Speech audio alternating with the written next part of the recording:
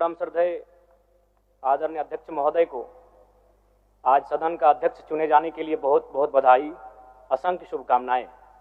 और आपके पोशाक से शायद परिचित हो रहा है कि आपने कुछ खोया है, और ये सदन के साथ साथ मैं भी आपकी इस दुख की घड़ी में सहानुभूति प्रकट करता हूं। अध्यक्ष महोदय, तमाम विपक्ष के साथियों ने विशेष बात को रखा कि जो सरकार होती है संभवतः उनसे अगर कुछ त्रुटि हो भी जाती है तो उसके बचाव में खड़ी अपने आप को पाती है। तो इसलिए अगर आप वास्तव में अगर झारखंड राज्य की समस्याओं से परिचय होना चाहते हैं तो आपको विपक्ष में बैठे और नए विधायक जो चुनकर आए हैं उन्हें आपको बेहतरीन अवसर देने का प्रयास करना होगा।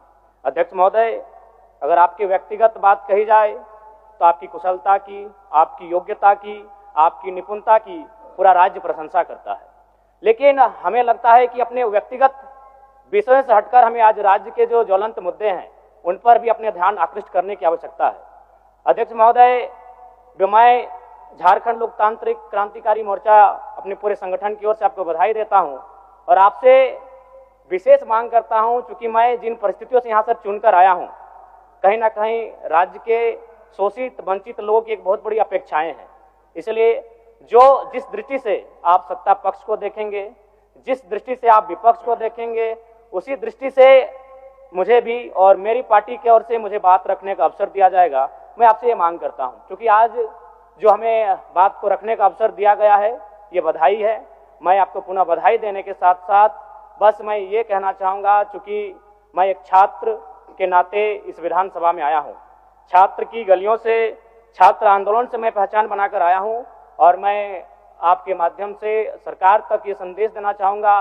अभी सीजीएल के मामले को लेकर झारखंड के लाखों अभ्यर्थी सड़कों पर हैं। आप सदन से बाहर एक बार उनसे मिले, वो आपके ही बच्चे हैं, इस राज्य के बच्चे हैं, और आप उनको संतुष्ट करें, आप उनसे मिलें, उनसे बातचीत करें और इस समस्या का निदान करने का प्रयास करें।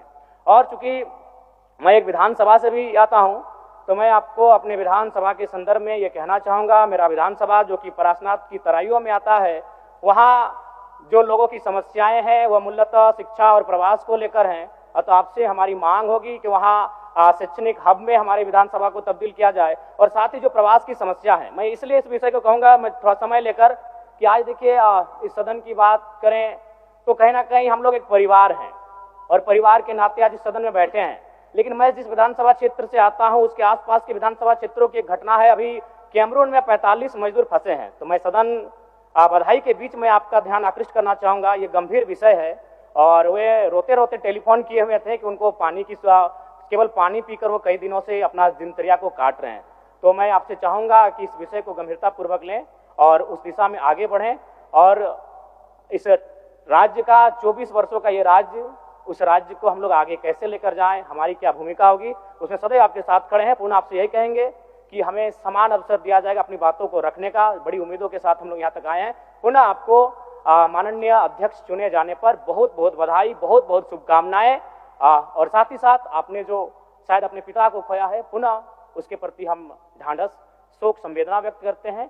धन्यवाद। जोहार। झारखंड के तमाम शहीदों को नमन, वंदन। जय झारखंड, जोहार झारखंड। माननीय मुख्यमंत्री जी, माननीय मंत्रीगण,